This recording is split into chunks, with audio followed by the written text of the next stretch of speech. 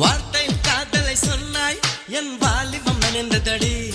உன்னை கலந்த பின் நான் சென்று குளித்தால் கடல் குடிநீர் ஆகுமடி